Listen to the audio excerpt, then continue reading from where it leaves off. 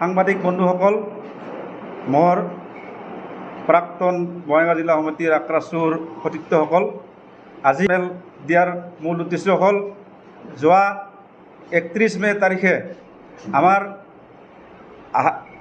আক্ৰাছুৰ কেন্দ্ৰীয় কাৰ্যালয়ত সদৌ কোচৰাজাৰপন্থী ছাত্ৰ সন্থাৰ এখন সাধাৰণ সভা হৈছিল আৰু এই সাধাৰণ সভাখনত আক্ৰাছুৰ সকলো জিলাৰ বিভাজিত গোটসমূহ এক গোট কৰাৰ কাৰণে এখন প্ৰস্তাৱ গ্ৰহণ কৰে আৰু এই প্ৰস্তাৱত আমি আক্ৰাছুৰ দুখন জিলা সমিতি আছিলোঁ আৰু আমি তাত সহমত স্বীকাৰ কৰিছিলোঁ।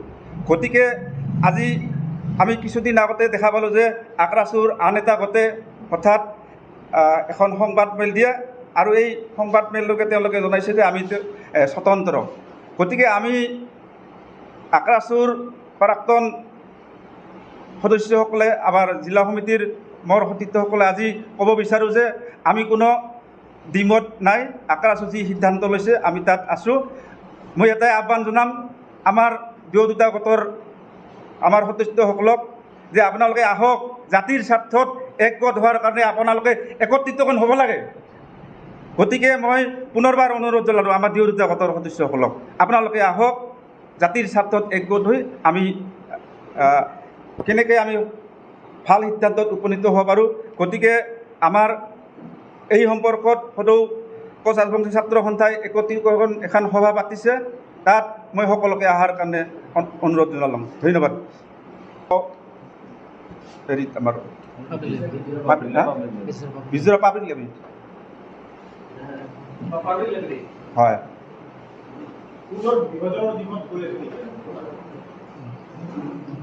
আমিতো সিদিনাখন একত্ৰিতকৰণ হোৱাৰ স্বাৰ্থত আগবাঢ়ি গৈছিলোঁ যে আন এটা গোটে আমাৰ তেওঁলোকে জনাইছে যে আমি ইয়াত সহমত নাই, আমি এখন হেৰি কৰিম, স্বতন্ত্ৰ কমিটি গঠন কৰিব তেওঁলোকে। গতিকে আমাৰ কোনো তেনেকুৱা ধৰণৰ চিন্তা চৰ্চা কৰা নাই, আমি 5 তাৰিখে একগোট হ'ম।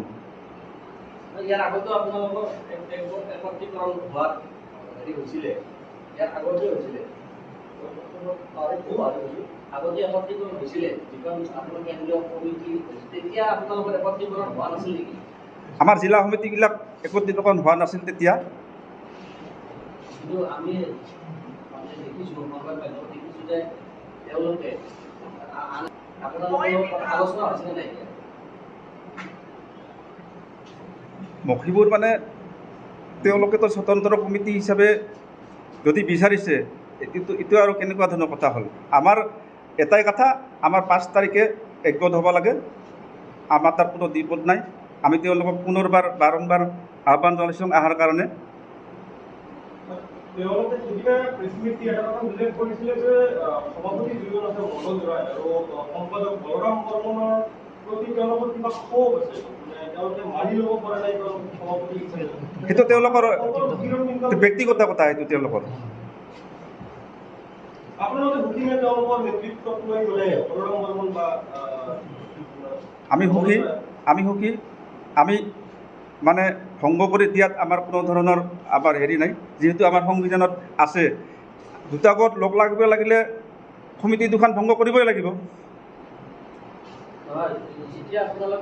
নাই কৰা।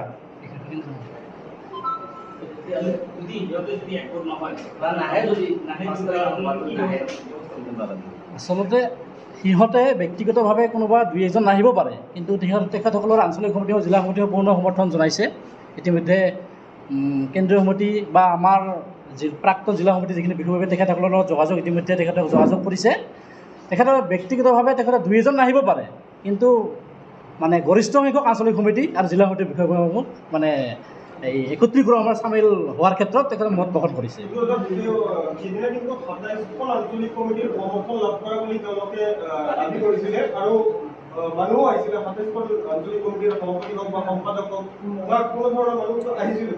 হয়, তেখেতসকলে কি ধৰণে আমি সংবাদ মেলৰ জগতে দেখিছোঁ, তেখেতসকলে কি ধৰণে 27খন আঞ্চলিক তেখেতসকলে মত পোষণ কৰিছে। আমি আচলতে 2-4জনৰ বাহিৰে আমি মানুহক চিনি নাপাওঁ, যিহেতু আমিও সংগঠনৰ লগত জড়িত আছোঁ।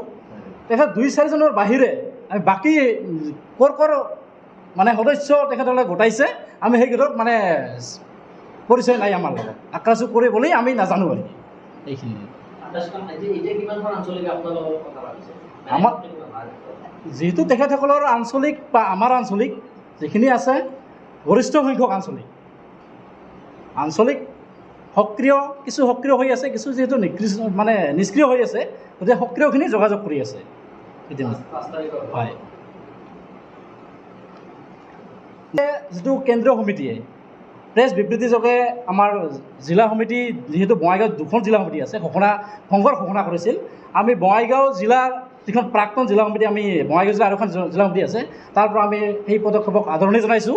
আৰু আঞ্চলিক সমিতিও ইতিমধ্যে আমাৰ লগত তেখেতসকলে জনাইছে, তেখেতসকলে ভাল পাইছে, যিহেতু সাংবিধানিকভাৱে এখন জিলা সমিতি বা কেন্দ্ৰীয় সমিতিৰ 2 বছৰীয়া কাৰ্যকাল অনুচ্ছেদ নং 10 ধাৰা প্ৰথম ধাৰা অনুসৰি, অনুচ্ছেদ যিখন সংবিধান আছে আক্ৰাছৰ, সেই ধাৰাৰ অনুসৰি এখন জিলা সমিতি বা এখন সমিতিৰ 2 বছৰীয়া কাৰ্যকাল বিশেষ কাৰণবশতঃ 1 বছৰ এক্সটেনশ্যন কৰিব পাৰে।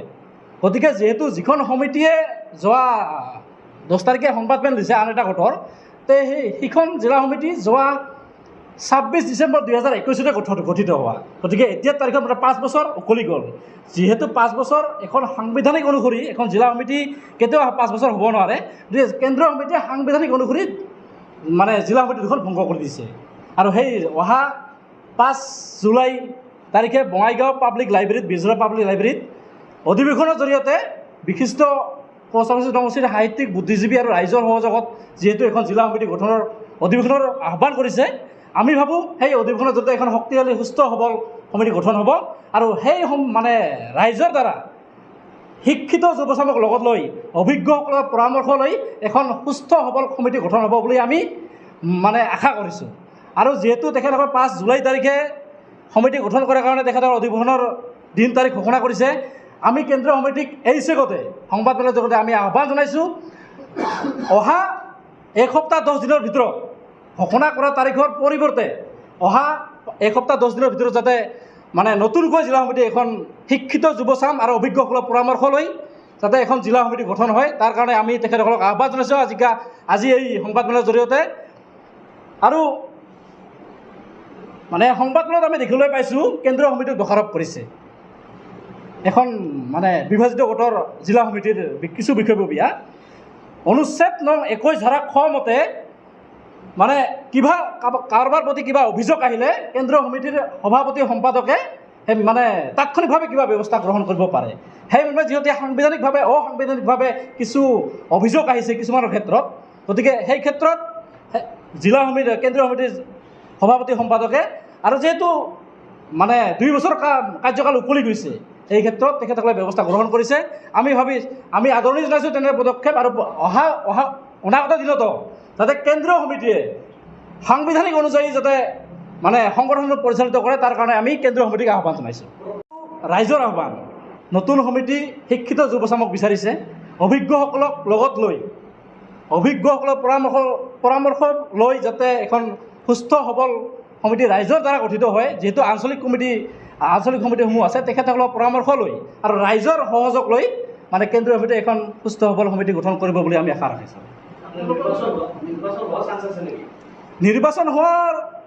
নিৰ্বাচন যিহেতু এখন ছাত্ৰ সংগঠন, নিৰ্বাচন হোৱাটো আমি কামনা নকৰোঁ। যদি কিবা কাৰণত নিৰ্বাচন, সেইটো সিদ্ধান্ত কেন্দ্ৰীয় সমিতিয়ে ল'ব। যিহেতু কেন্দ্ৰীয় সমিতিৰ সুপ্ৰিম, সিহঁতে চব কিছু সিহঁতে কৰিব। গতিকে কেন্দ্ৰীয় সমিতিয়ে যি ধৰণে গঠন কৰে, আমি তেখেতসকলৰ প্ৰতিটো উপদেশ বা প্ৰতিটো নিৰ্দেশ আমি পালন কৰি যাম। কেন্দ্ৰীয় সমিতিয়ে সংবিধানত শিক্ষাগত অৰ্হতা নিৰ্দিষ্ট কৰি দিয়া নাই, কিন্তু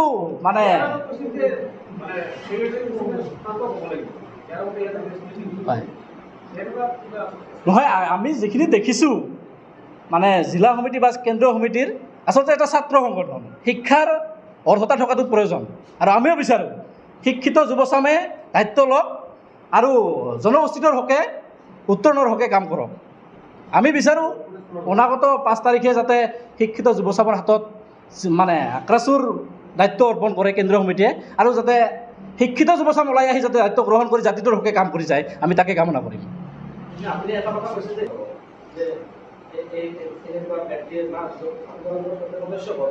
কিবা ব্যৱস্থা আছে নেকি? সদস্য ভৰ্তিৰ এজন আক্ৰাছুৰ সদস্য হ'ব লাগিলে তেখেতে প্ৰথমে তেখেতে শাখা সমিতিৰ অন্তৰ্ভুক্ত হ'ব লাগিব, তাৰপিছত আঞ্চলিক সমিতিত অন্তৰ্ভুক্ত হ'ব লাগিব, পিছত জিলা সমিতিৰ অন্তৰ্ভুক্ত হৈহে কেন্দ্ৰীয় সমিতিৰ অন্তৰ্ভুক্ত হ'ব পাৰে। গতিকে আহিব পাৰে কোনোবাই শাখা সমিতিতো কোনোবা অন্তৰ্ভুক্ত নোহোৱাকৈ কিছুমানে মানে নিজকে আক্ৰাছ বুলি জাহিৰ কৰিব খোজে। আমি সেই কাৰ্যক ধিক্কাৰ দিছোঁ। প্ৰথমে সাংবিধানিক নীতি নিয়মখিনি জানি লওক। সংগঠনৰ সাংবিধানিক নীতি আছে, এই সংগঠনৰ সাংবিধানিক নীতি অনুসৰি সংবিধানৰ উল্লেখ আছে সেইসমূহ প্ৰথমে অধ্যয়ন কৰি লওক, তাৰপিছত সংগঠন কৰিব আহিব বুলি মই অনুৰোধ জনাইছোঁ। ইতিমধ্যে কেন্দ্ৰীয় সমিতিয়ে প্ৰেছ বিবৃতিযোগে জনাইছে আৰু আমিও জানিব পাৰিছোঁ যে অহা 5 জুলাই তাৰিখে বঙাইগাঁও বীৰঝৰা পাব্লিক লাইব্ৰেৰীত তেখেতসকলে অধিৱেশনৰ দিন তাৰিখ ধাৰ্য কৰিছে আৰু আমাক ইতিমধ্যে জনাইছে। আমি আজিৰ এই সংবাদমেলৰ জৰিয়তে আমি মানে কেন্দ্ৰীয় সমিতিৰ বিষয়ববীয়াক অনুৰোধ জনাব বিচাৰিছোঁ, 5 জুন